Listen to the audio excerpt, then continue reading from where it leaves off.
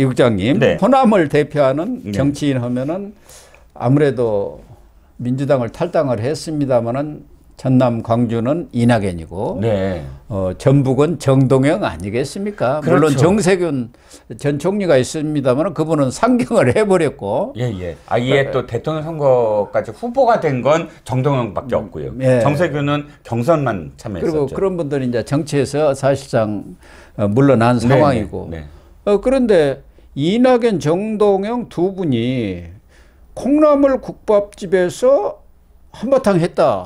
대판 싸웠다는가? 콩나물 국밥집 결투를 벌였다는데 그게 무슨 이야기입니까? 국밥집 뭐 논쟁이 지금 벌어졌습니다. 예. 그냥 들으면 사실 정치인들이 이런 걸 갖고 이렇게 싸우나 하는데 예. 스토리는 이겁니다. 아마 그 이낙연 전 대표가 지금 호남에 방문을 하고 지난 주말에 전주에 갔죠? 전주에 갔나 봅니다. 전주에 가서 이제 저기 시작을 한 거죠. 전주에 가서 뭐 이렇게 그 사람들을 만나러 다닌 거죠. 그런데 갑작스럽게 정동영 전 대표가 정동영이 전주 출신이야. 전주가 자기 지역구잖아요. 전주병.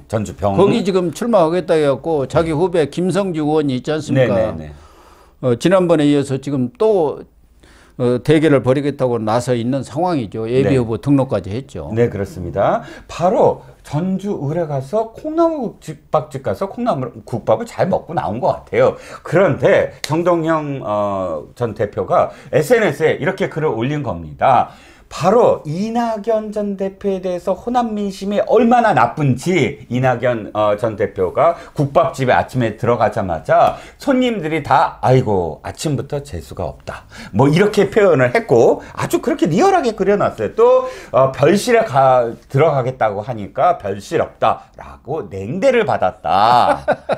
얼마나 호남민들이 지금 민주주의의 성지인데도 불구하고 이낙연 대표가 그것을 훼손했느냐에 대한 분노를 이번에 그렇게 국밥집에서 냉대를 받은 걸로 다 드러났다라고 글을 쓴 겁니다. 이게 윤석열 정권 이중대 여기 오지 마라 뭐 이랬다는 거 아니에요? 그렇죠. 이중대다. 그런데 이낙연 측 이야기는 전혀 또 다른 것 같은데. 그걸 또 그대로 또 받아서 이 반박을 했습니다. 장덕천 새로운 미래 당원재정위원장이라고 합니다. 이분이 이제 또 이 사람이 SNS로 바로 반박을 한 거예요. 근데 팩트 체크예요. 1. 별실에서 먹었다. 2. 아니 손님과 사장도 다 환대를 했다. 뭐 셀카 찍자는 사람도 있었다. 그리고 사진 촬영 요청에 응했다. 사진 촬영도 했다. 그러면서 정동영을 구태정치 하지 마라 라고 이야기했는데 참 꼴불견인 게 뭐냐면 이런 걸 갖고 뭐 그러니까요. 시시비비를 가린 것 자체가 얼마나 좀 창피한 겁니까? 민망합니까? 민망하죠. 정동영 하면은 네.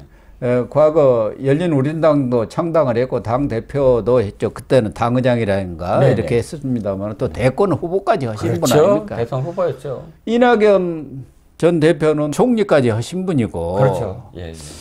그런 상황에서 우리나라에 어떻게 보면 대표적인 호남 정치인들 아닙니까? 그렇죠. 이런 사람들이 국밥집에서 뭐 냉대를 받았느냐 받았는지 이걸 가지고 사실관계도 알 수 없는 진위 논란을 벌이니 정말 정치판이 이래야 되겠느냐는 그럼요. 탄식이 나올 만도 합니다. 그렇습니다. 정동영이 이낙연한테 사실 시시비비를 가리자고 한다면 이낙연이 지금까지 했던 어떤 정치적인 그런 뭐 예를 들어서 생각이라든지 태도라든지 아니면은 정책적인 부분이나 이런 걸 갖고 이건 잘못됐다라고 이야기한다면 저는 그거는 정치인들이 그런 걸 갖고 사실 공방을 벌여야 된다라고 동의합니다. 그런데 국밥집에 가서 별실을 갔네 안 갔네 뭐 촬영을 했네 안 했네 이렇게 하면 이분들이 지금 연배가 몇이고 선수가 몇이고 정치를 지금까지 얼마나 해왔습니까? 근데 이렇게 얘기하니까 사실은 세대 교체해야 된다는 얘기가 그래서 나오는 거 아닙니까? 그렇습니다. 정동영도 급하기는 급한 모양이네요. 거기 현역 의원이 있는데 그렇죠. 지난번에도 낙선을 했지 않습니까? 그렇죠. 그래서 사실상 정계 은퇴를 한 걸로 알았는데 이재명이가 당대표가 되니까 다시 고개를 들고 나왔어요. 사실은 이재명 대표에 대해서 성남시장 공천 준 사람이 정동영입니다. 그러고요. 그 정동영 대선 후보 시절에 그 비서실 차장도 오고 뭐 무슨 부대변인 시켜주고 그랬지 않습니까? 진짜 말단이죠. 저 정동영 끝에서. 예.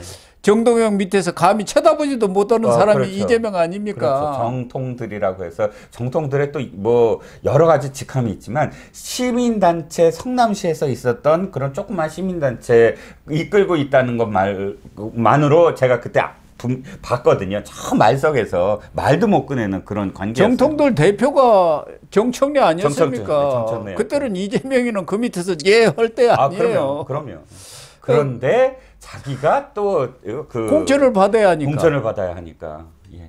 공천 못 받으면 지는 거죠. 그렇죠. 예. 아무리 정동영이라고 하더라도 현역 의원이 있는 것이고 정동영이가 민주당 간판 안 들고 나가갖고는 이기겠습니까? 그러니까 이낙연을 이렇게 상당히 이 국밥집 논란뿐만 아니라 민주성지에다 어디다 발을 붙이느냐 뭐 이렇게 하면서 그냥 그렇죠. 어떻게 보면 좀 인신공격성 발언을 좀 한 것 같습니다. 이런 게 이명박 이 공관위원장이 얘기했잖아요. 인신공격 그런 거 하지 마라. 그런 거 하면은 아주 엄격하게 다스리겠다고 하니까 이게 걸리는 거 아닌가요? 아니 경쟁을 하려면 제대로 경쟁을 하고 정책 경쟁을 해야죠. 예. 저는 이 표현도 잘못됐다고 생각합니다.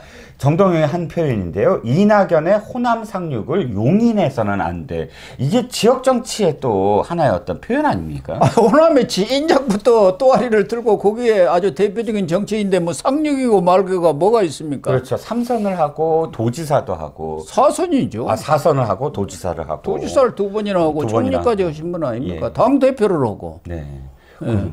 육선에다가 전체적으로 그 총리 몫도 사실 호남 몫으로 사실 총리가 됐고 또 아니 민주당이라는 그 정당이 얼마나 이낙연 총리를 띄웠습니까? 예. 응? 당시에. 그런데 지금에 와서 그러니까 그 정치적 기회를 잠깐 달리한다고 해서 이렇게까지 정말 그러니까 비난을 하는 건 과거에 한솥밥을 먹고 그랬던 사람들이 정말 정치라는 게 참 비정한 것 같습니다. 예, 그래서 저는 과거에도 뭐 DJ라든가 뭐 여러분들이 정치를 권유를 했는데 네. 제 체질이 안 맞는 것 같아서 저는 안 합니다. 예, 언론이 제 체질입니다. 네. 이렇게 거절을 한 적이 있는데 네. 아무튼 이낙연 전 대표가 이제는 주류하고는 이렇게 척을 지다 보니까 지금 이낙연 가족들을 또 더 탐사하고 있죠. 그게 시민언론 뉴탐사가 된 모양인데요. 그 그렇죠. 유명한 이름이. 강진구 기자. 예. 강진구 기자가 또 이낙연 동생 삼남매의 이 부동산 소유 문제를 아주 파고 들어가지고 일종의 폭로를 한 것 같네요. 네, 그렇습니다. 이 삼남매 모두 부동산으로 부를 축적했다라고 하면서 마치 특종을 한 양 이렇게 그 신림동에 가서 전부 다 샅샅이 그 뒤졌나 봐요. 그래서 원룸을 세 남매가 모두 250개를 뭐 원룸을 소유하고 있고 그다음에 갭 투자를 이용해서 재산 증식 의혹이 있고 뭐 여러 가지가 있습니다. 여러 가지가 있는데 사실 이런 부분들이 제가 또 이 정치의 비정한 말씀을 하셨지만 참 정치가 이 저기가 없구나. 이 피하 구분이 정말 대단하구나라고 느낀 게 이겁니다. 아니 이 부분은 사실 이낙연 총리가 됐을 때 이 일각 그러니까 당시 야당이었던 국민의힘 일각에서 문제 제기를 했던 부분이에요. 당시에. 예, 청문회 당시에도 그렇고 특히 이제 이계진이라고 이낙연 총리의 동생이 있는데 이계진이라는 사람이 이낙연 총리와 관련돼서 이낙연 총리의 어떤 뒷배로서 성장했다. 이런 식의 어떤 의혹들은 지금 삼부토건인가요? 거기 사장으로 온 이었었죠.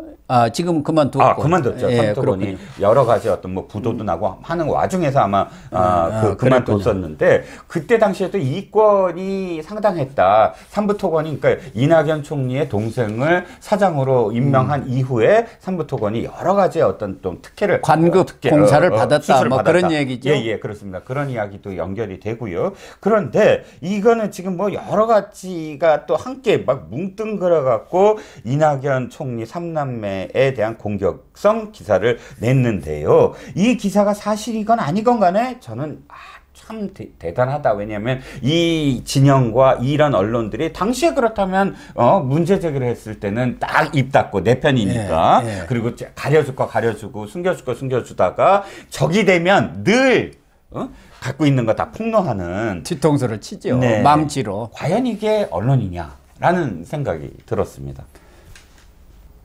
더군다나 뭐 이낙연 전 대표가 조 단위의 무슨 재산을 갖고 있다 이런 가짜 뉴스까지 지금 나돌아 다니니까 김정민 의원이 그런 오해를 풀기 위해서라도 광주에 가서 출마를 해야 합니다. 네. 뭐 이렇게 얘기하고 아마 이낙연 전 대표도 그 전주 가서 기자들이 물으니까 광주의 여론을 충분히 수렴을 해서 결정을 하겠다. 지금까지 이제 불출마해서 약간 태도가 바뀐 것 같아요. 그렇죠. 저는 이제 뭐 이건 전혀 그러니까 피하 구분도 아니고 좀 진영 논리도 아니고 이 정치 공학적으로만 말씀을 드리면 참 이낙연 총리가 착한 아이 컴플렉스 같은 게 있는 것 같아요. 내가 선하게 보여야 되고 뭐 이렇게 명분이 있어야 되고 그때 총리 때는 가능하지만 지금은 야인이잖아요. 네. 완전히 그 광야에 있습니다. 그리고 자기를 보고 사람들이 모였잖아요. 그러면 그 사람들에 대한 책임도 져야 되고 명분 갖고 막 깃발 갖고 지금 있을 때가 아니거든요. 그렇다면 자기의 지지 기반이 뭔지 확실하게 지지 기반을 딱 보여주고 그 다음에 확장을 해야 되는데 지금 뭐 굉장히 아직도 고고한 느낌이에요. 그래서 저는 당연히 호남의 어떤 그런 맹주로서 내가 저기 진짜 민주당이다 라는 어떤 프레임으로서 나서야지 지금처럼 양당 체제 운운하면서 뭐 멋있게 보이는 그런 그런 식의 어떤 정치는 아마도 힘들 거다 라는 생각이 들었습니다. 이낙연 전 대표하고는 정치부 기자를 초년부터 오랫동안 같이 했고 호영호재 뭐 같은 동년배니까 네. 아주 가까이 지냈습니다마는 기자 생활할 때도 우리가 경우가 밝은 사람이라고 네네. 아주 경우가 밝습니다. 그러니까 지나치게 너무 경구가 밝은.